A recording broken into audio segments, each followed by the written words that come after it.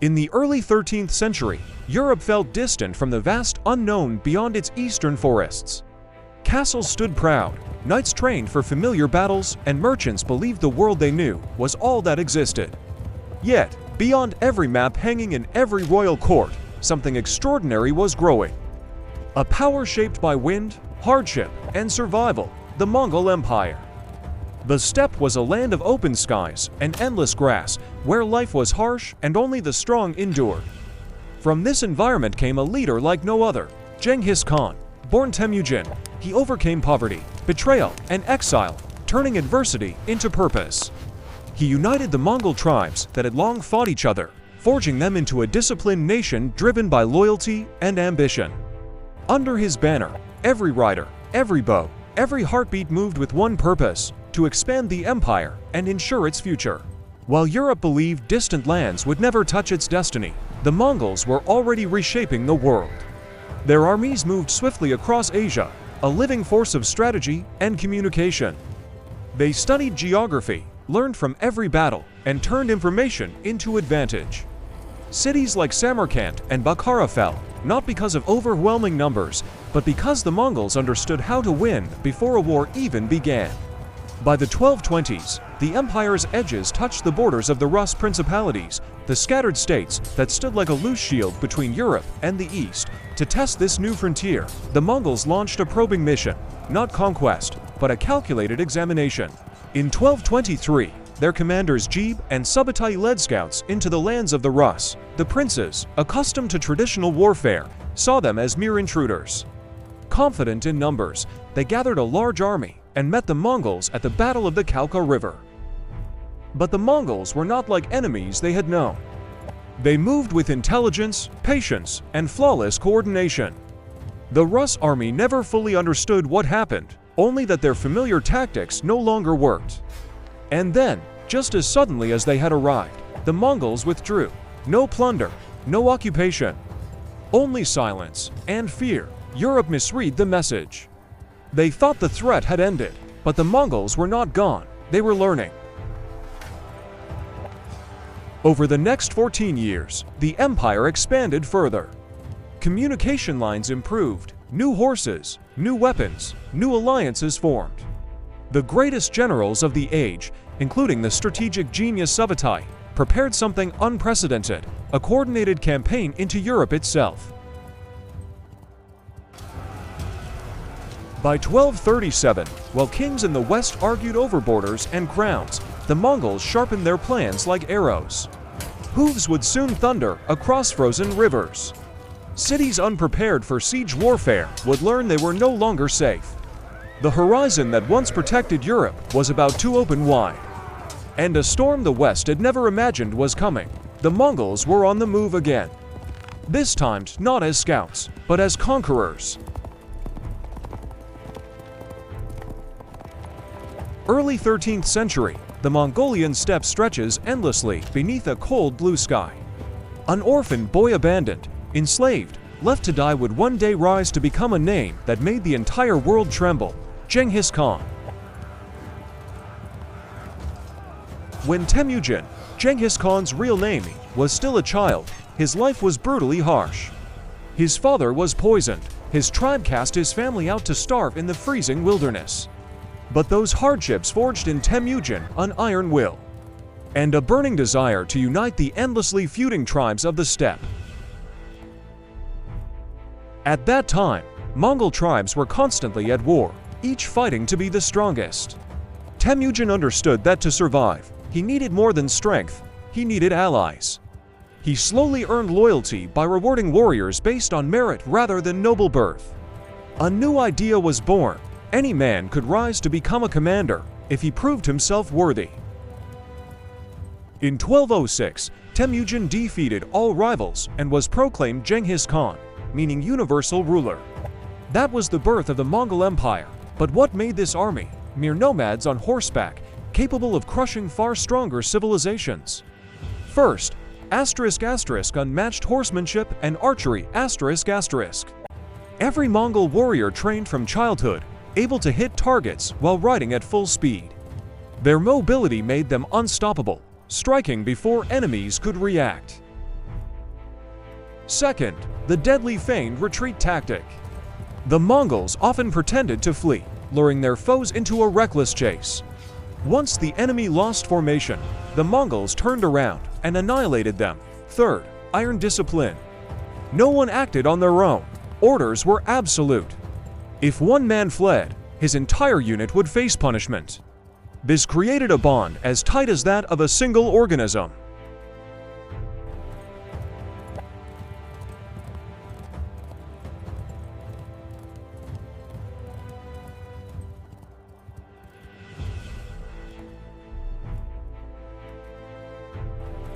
Fourth, a lightning-fast intelligence and communication network. Relay stations with fresh horses allowed messages to travel at incredible speed, giving commanders an unmatched view of the battlefield. And finally, terror as a weapon. Their message was simple: surrender and live, resist and be erased. This caused many cities to open their gates without a fight.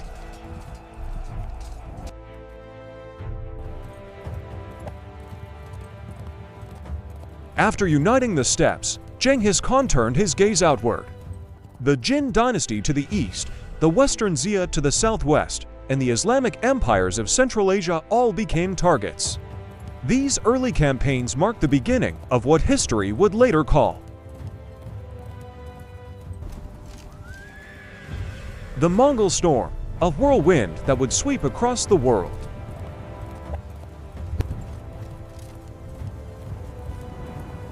In just a few years, they toppled powers that once believed their walls and armies made them unbeatable. They were proven wrong. With every victory, the empire expanded beyond imagination. Rumors of the Devil's Horsemen spread through Asia and into Europe. Just the mention of their name brought fear. And then, after crushing Central Asia, the Mongols pushed west toward a land that would become the center of the next chapter. Russia and the entirety of Eastern Europe.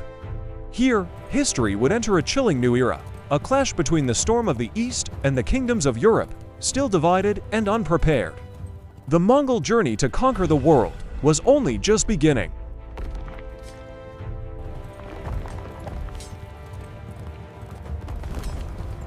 From the far reaches of Asia, a storm was moving west, silent, swift, unstoppable. After conquering Central Asia, the Mongols set their sights on the Kievan Rus principalities, lands of deep forests, icy rivers, and proud warrior princes. The Rus people had heard rumors of these mysterious riders from the east. But no one truly believed such a force could exist.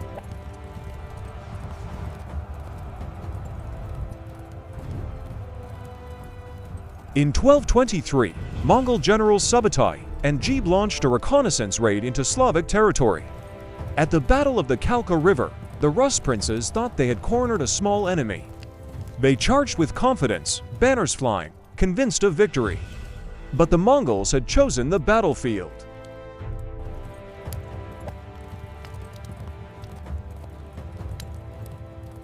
They withdrew slowly, drawing the Rus army into overconfidence, exhausting them over vast distances. Until suddenly, the retreat ended. The Mongols encircled the scattered forces with flawless precision. The Rus suffered a crushing defeat. It was a warning, a glimpse of the storm to come. Yet after that victory, the Mongols did not remain. They disappeared back into the steppe like ghosts. Europe breathed a sigh of relief, believing the threat gone forever. They were wrong. Years later, when Genghis Khan passed away, his successors prepared a campaign greater than any before. Under Beta Khan, grandson of the Great Khan, armies returned, stronger, larger, and with a single mission: to conquer the West. In 1237, winter gripped the land. Snow-covered rooftops and frozen rivers became natural roads. The Mongols, masters of survival in harsh climates, struck like lightning. City after city fell, overwhelmed by coordination, speed, and shock.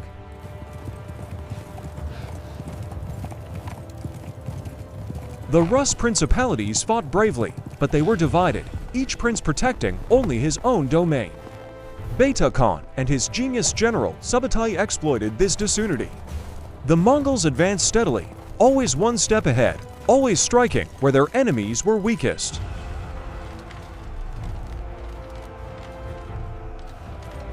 As word spread of the relentless riders, fear swept across Eastern Europe. Some cities surrendered immediately, hoping mercy would spare their people. Others chose to resist, but resistance only strengthened the legend of the Mongol war machine. By the early 1240s, Mongol banners stood at the gates of Kiev, the proud heart of the region. The fall of this great city shocked Europe like thunder. Pilgrims and merchants carried tales of the empire that seemed to rise from nowhere and now threatened to engulf the known world. Soon after, their armies split into multiple columns, pushing further. One force marched into Poland, another descended upon the Carpathian Mountains. All under a single coordinated plan. On the plains of Legnica in 1241, European knights in heavy armor charged forward with courage, but courage was not enough. Mongol soldiers, light and fast, controlled every movement of the battle.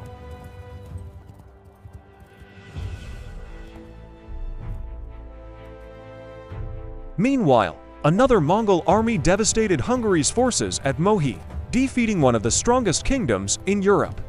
For the first time in centuries, European rulers realized they were facing an enemy unlike any before, one that studied, planned, adapted, and advanced with unstoppable momentum. Western Europe feared that the fall of the entire continent was now inevitable. Church bells rang across kingdoms, calling for unity, but unity had come too late. Then, just as the storm reached its most terrifying power, something unexpected happened. In 1242, news arrived from Karakorum. The great Khan Gedai had died. Mongol princes were required to return home for the election of a new ruler. And so, the armies turned back. Europe was spared, not by victory, but by fate. Yet the message left behind was unforgettable. The Mongol Empire could reach anywhere. No kingdom was beyond their shadow. And while Europe recovered, Asia trembled, for now a new Khan would rise in Mongolia. And the Mongols would turn toward the richest empire on earth.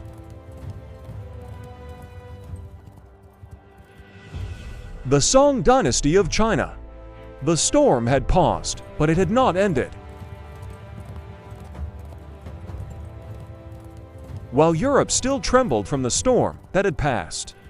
Far to the east, a new storm front gathered over the richest land on earth. China, a realm of bustling cities, massive walls, brilliant scholars, gunpowder, and wealth beyond imagination. Too many, it was the center of civilization, but to the Mongols, it was the ultimate challenge.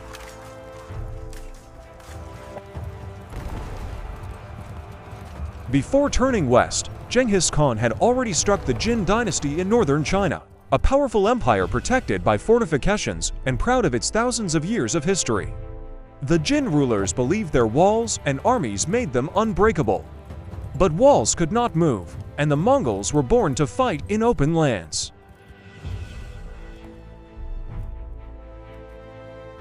They adapted a learning siegecraft, recruiting engineers from conquered peoples and turning their mobility into strategy. Over years of relentless campaigns, Mongol banners pushed deeper, cutting off supplies, isolating strongholds, and taking city after city.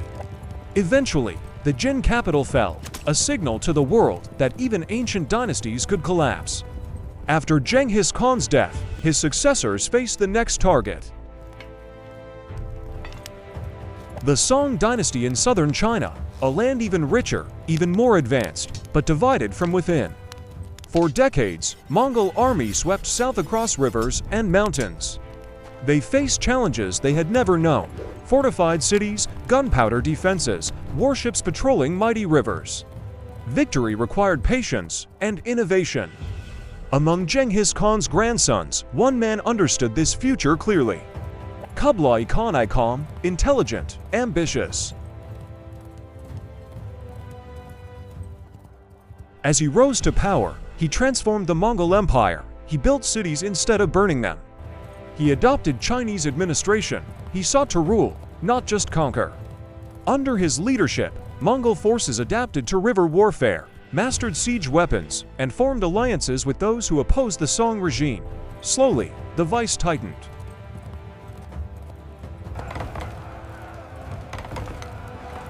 Then came the Battle of Xiangyang, a turning point. This massive fortress blocked the path to the Song heartlands. For years, it resisted every assault. Until the Mongols introduced foreign-engineered counterweight trebuchets, weapons capable of shaking the earth itself. The walls, once believed invincible, finally gave way.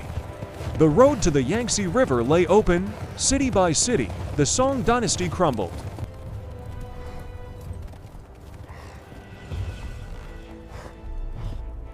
In 1279, the final loyalists attempted escape by sea, escorted by the proud Song navy. On the waves, they made their final stand. But the Mongols, relentless, pursued with overwhelming strength. The last Song emperor was just a child. Surrounded, without hope, his guardians chose loyalty unto the end. And with that, one of the most enduring dynasties in history was gone. China, unified under Mongol rule. Kublai Khan declared the founding of the Yuan dynasty and built his capital at Khanbalik, the city that would one day become Beijing. Mongolia had transformed from a land of scattered tribes into the ruler of the world's richest civilization. Under Kublai Khan, the empire reached its greatest glory. Trade flourished along the Silk Road. Travelers like Marco Polo carried tales of its magnificence. The empire became a bridge between East and West. But with greatness came ambition, and ambition turned outward.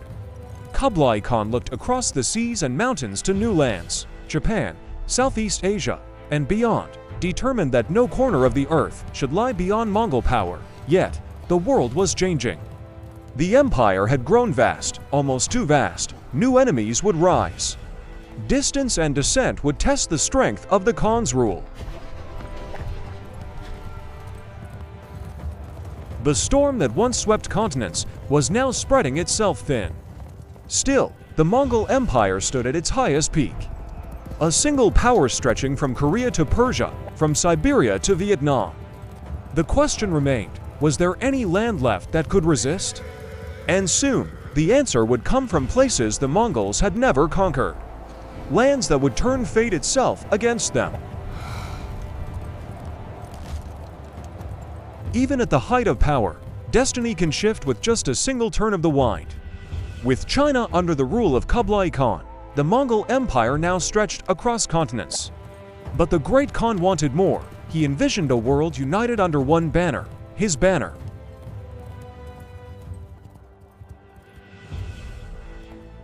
Across the sea to the east lay Japan, a land of samurai, mountains, and sacred beliefs. Kublai sent envoys demanding recognition of his supremacy. The Japanese court refused. To them, Japan was blessed by divine protection, the land of the gods. So, the Mongols prepared for an invasion unlike any before. Warships assembled along the Korean coast. Armies trained to fight on the sea, a new challenge for warriors of the steppe.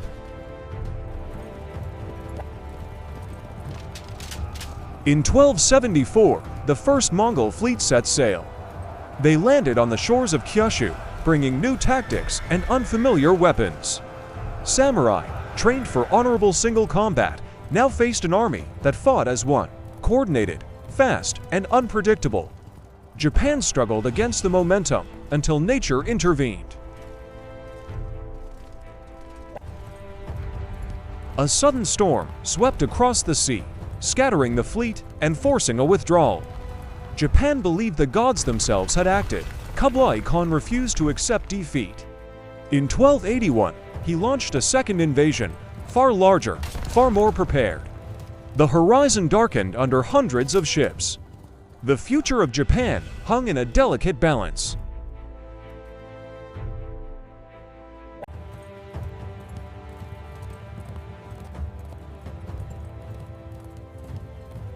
But once again, the skies changed. Typhoon winds roared with unstoppable force, wrecking the fleet and ending the invasion.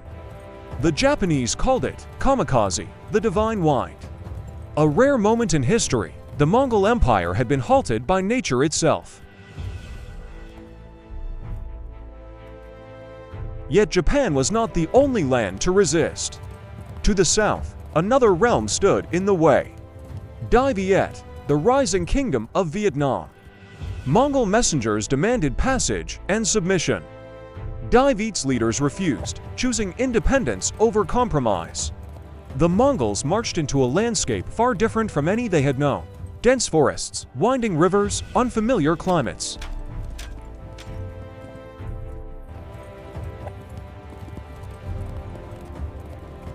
The armies of Dai Viet avoided direct confrontation. They used the land itself as a weapon, striking unexpectedly, then disappearing into the mist and jungle. When the Mongols advanced deeper, conditions worsened, communication was difficult, supplies strained, and morale faltered. Ultimately, Kublai Khan ordered a retreat. Not because the Mongols lacked strength, but because they could not bend the terrain, the climate, and the unity of the local defenders to their will. From Japan to Southeast Asia, a truth emerged: the Mongol Empire was not invincible. Nature and determination could stand against even the greatest of conquerors. These failures signaled a shift. The empire, once expanding endlessly, now struggled at its edges. New orders, distant lands, and stretched resources began to strain unity. Even as Kublai ruled in great splendor from his palace in Khanbalik, whispers of change echoed through the empire. The Mongols had reached the limits of the world, and perhaps the limits of conquerable destiny. Soon, the greatest threat to Mongol power would not come from foreign kingdoms, but from within the empire itself. Empires are not defeated in a single night. They fade first at the edges, then at their heart. At the height of its power, the Mongol Empire was the largest land empire the world had ever seen, stretching from the shores of the Pacific to the plains of Eastern Europe. A single rider could cross continents under one rule, protected by the Pax Mongolica, the Mongol peace. Merchants flowed along the Silk Road. Knowledge, wealth, and culture intertwined like never before. It seemed unstoppable, eternal.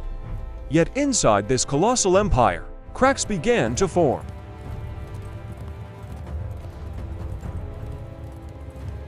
When Kublai Khan took the title of Great Khan, his focus centered on ruling China, a decision that reshaped the empire. He embraced Chinese traditions, governance, and art, building a sophisticated court in Khanbalik. But many Mongol nobles felt distant from their roots.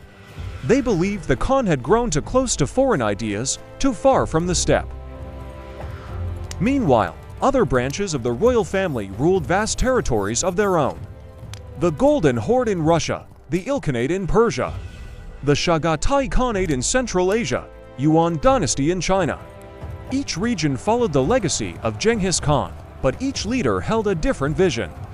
At first, they remained united by loyalty to the Great Khan, but loyalty weakens when ambition grows.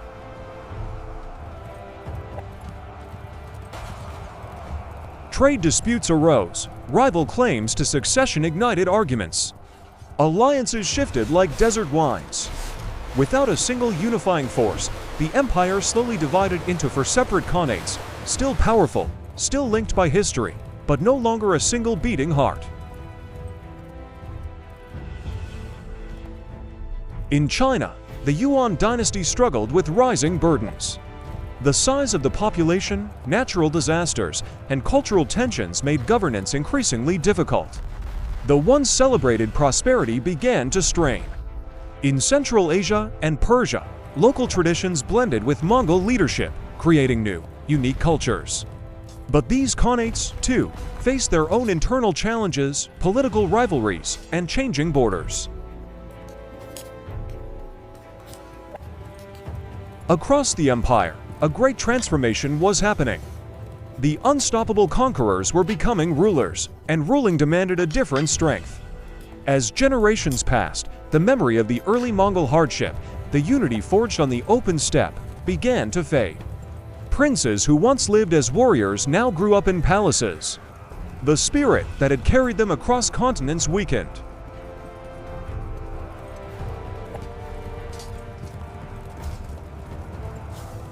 In 1430, Joan was captured during a battle against Burgundy forces. Instead of being released, she was sold to the English. A political trial accused her of false claims and disobedience. Even while imprisoned, Joan stayed firm in her beliefs, becoming a symbol of courage and resistance. Her capture was a heavy blow to France, but her impact could no longer be erased.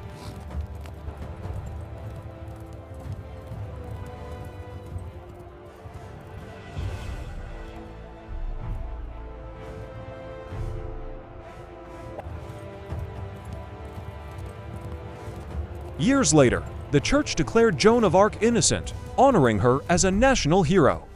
Today, she is remembered worldwide as a symbol of bravery and the power of belief. Her story proves that even a single voice can change the fate of a nation.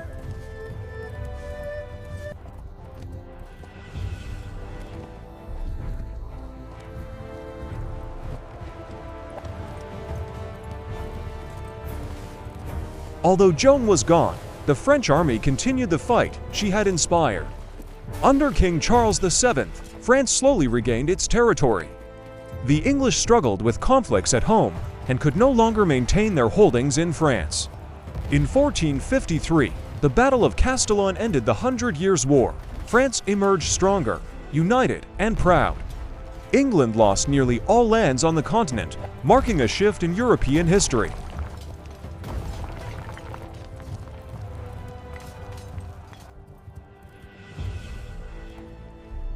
After the victory at Orleans, Joan of Arc became the voice of hope for France. She encouraged a bold push toward Reims, and in 1429, Charles was finally crowned King Charles VII. Her success transformed the war and united the French people. But Joan's growing influence created enemies. Some nobles feared her power, while the English saw her as the main reason for their losses.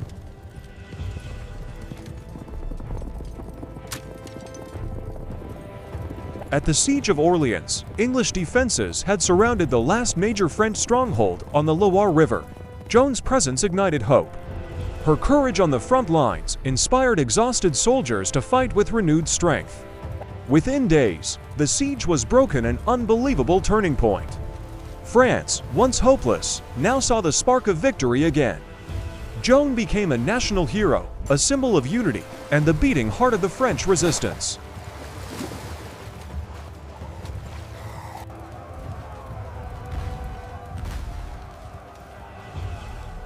In 1429, a young peasant girl named Joan of Arc claimed she was guided by divine visions. She confidently declared that God had chosen her to rescue France and lead the Dauphin Prince Charles to his rightful crown. Although mocked and doubted, her unwavering faith impressed key military leaders. She was granted armor, a banner, and command authority in battle.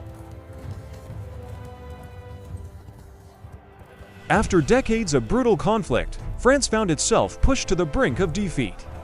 Most of the northern territories were already in English control, including Paris. The French crown was fragmented, nobles were divided by political disputes, and the people suffered from famine, plague, and constant fear. Many believed that the struggle was hopeless, until a surprising figure emerged from an unexpected place. The question facing the world was no longer how far will the Mongols go, but rather, how long can they hold what they have taken? The final chapters of this saga were approaching, filled with rebellion, ambition, and the shifting tides of history. Because even the greatest of empires must someday answer to time.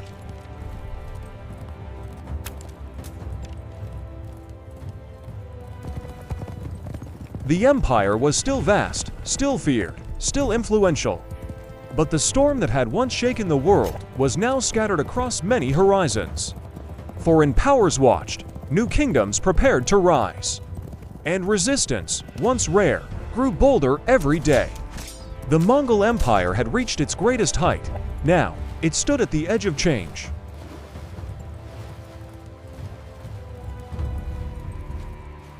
The Mongol invasion struck Europe like a storm born from distant horizons. Cities fell, armies scattered, and fear traveled faster than any rider. People had never seen warriors like this, swift, merciless, and unstoppable. The Mongol Empire expanded beyond any limit once thought possible.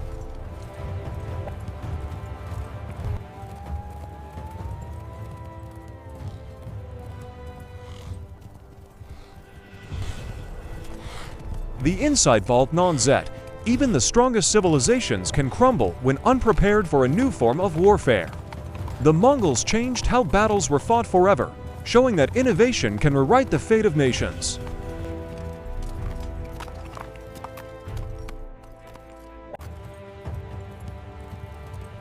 History is more than the past, it's the map that shapes our future. If this journey into the rise and fall of empires awakens your curiosity, don't let it end here. Follow us, subscribe, and join the Inside Vault as we unlock the hidden moments that change the world forever.